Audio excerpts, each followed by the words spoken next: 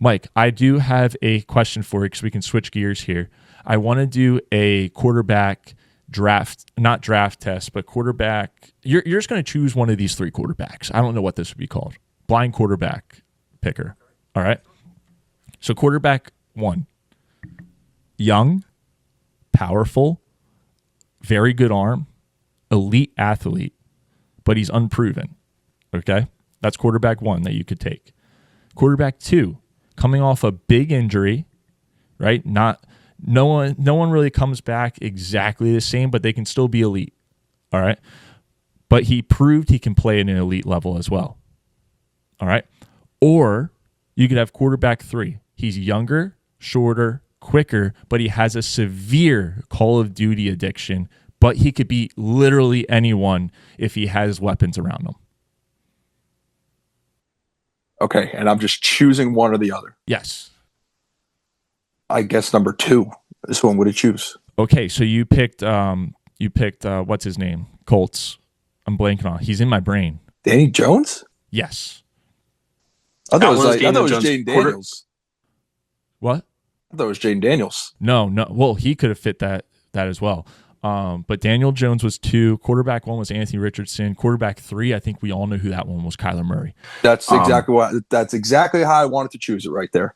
Yeah. So, I mean, the Call of Duty addiction kind of gave it away on my part. But, Mike, who could use Kyler Murray right now? Because the Cardinals got rid of him. He felt bad. He sent a tweet out. It was all soft and nice, colorful.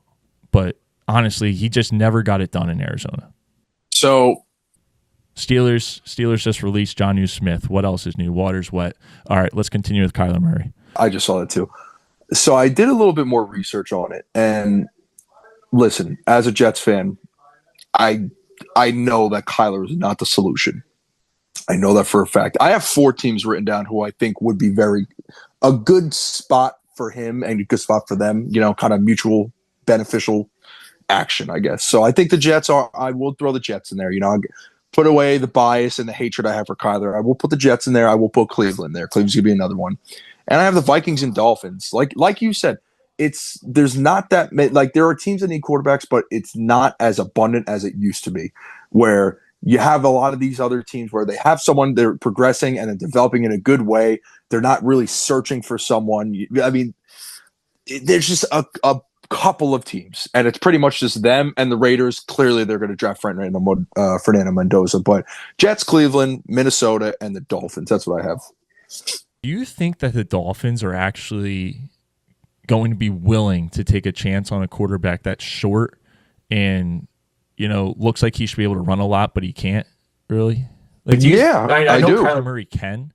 But do you think that they'd be willing to really take a shot on someone like Kyler Murray after just going through the whole Tua breakup? Well, this is the thing I was going to say before. I believe the way that Kyler's contract works is kind of like a Russell Wilson on the Broncos or a Russell Wilson on the Steelers type of ordeal, where if you bring him in, your contract can be as low as like $1.7 million per year, which is enticing because Kyler Murray, he still is young, and I know he has a Call of Duty addiction and he's a midget, but if you can get Kyler on it, and just think about like for 4 of these teams, the Jets paying Kyler $1.7 million, obviously you'll be like, 8 to 9, 10, whatever, for 1 year, or the Dolphins doing the same thing. I think the Dolphins actually would be a great fit for Kyler Murray because you have Jalen Waddle and, you actually will have a mobile quarterback, and you got Achane back there. You can do a lot of things with 2 and 3 speed guys like that. So if that wasn't the case and you had to give Kyler a big contract or you had to take on $20 million guaranteed, I don't think any of these teams make a move for him. But since they have the capability of doing it, I think all these 4 teams can look at Kyler and say, hey, listen, we can use Kyler for a year. See if he's, eligible to play on this team and actually could do something for us on a very cheap deal. That's where, I think these teams will take a gamble on Kyler, like the Jets, like Minnesota, like Miami, and like Cleveland. That's what I think. So when I look at all 3 of those teams, right, I think that you can cross Cleveland off. I know that they're linked with every quarterback every year, but it's You have Shador, you have Dylan Gabriel. I think you just got to ride with those guys. I don't see, and you have Deshaun Watson, who it sounds like is doing great right now. He hasn't hit anybody, hasn't done anything criminally wrong lately, so he's doing really good. But my other thing with the Dolphins and why I think that they're actually the third of those four teams is if Mike McDaniel was the coach, I would love it a lot more, but he's not.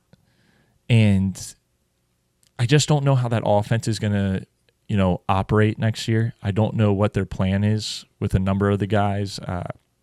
He can go to the Athletics. He can go to the Athletics for all we know. That's true. The Athletics said today that they would gladly take him in this year if he wanted to play baseball instead. But I love the Minnesota Vikings. Why? Because they have the coaching, they have the stability, they have the weapons, right? Kyler Murray could go there and thrive. They have a good defense, right? If Kyler Murray goes there, we were joking about it last week about how Green Bay and Jordan Love would be the third best team. I actually think if Kyler's on the Vikings, Green Bay is the fourth best team in that division. I really like him on the Vikings. Now, the Jets one would be interesting because, would Breece Hall come back if Kyler was the quarterback? I think Garrett Wilson would do better with Kyler. I think that offense would be a lot better with Kyler Murray. But, it's the Jets. You know it. I know it. We've gone through this now for how many years on this show? You've done it your whole life. Even you could put Tom Brady in that team with Gronkowski, Randy Moss in his prime. I mean, shit, I'll even give you Emmitt Smith. Take all the GOATs and put them in a Jets uniform, and I just don't even know if I would trust that to work out. So disrespectful. I'm sorry. But I think Kyler Murray, he's got to be a Viking. If he has the choice about which team he should go to, which he can go to, I think it's got to be Minnesota. And Minnesota, you just came off of basically 12 months of hell. You lost Sam Darnold. He wins a Super Bowl. Your GM literally just outed himself as a fantasy football guy playing real life, and you got to go get Kyler. You can't run it back with 9. That dude's a loose cannon. He gets hurt every game. He misses 3 series every game because he runs into his own lineman and hurts himself. We just go get Kyler Murray, see what happens. If it doesn't work, like you said, it's a low contract. It's probably only a 1-year deal. You can get out of it quick. I don't see the downside in bringing Kyler in from Minnesota. And that's what makes it, again, that's the overall gist in my opinion. It's you can get him for so low in financial and it's funny because when you look at a situation like that, it helps out the rest of your team drastically. You get pretty much 1 year. The salary cap's just going to continue to increase every single year.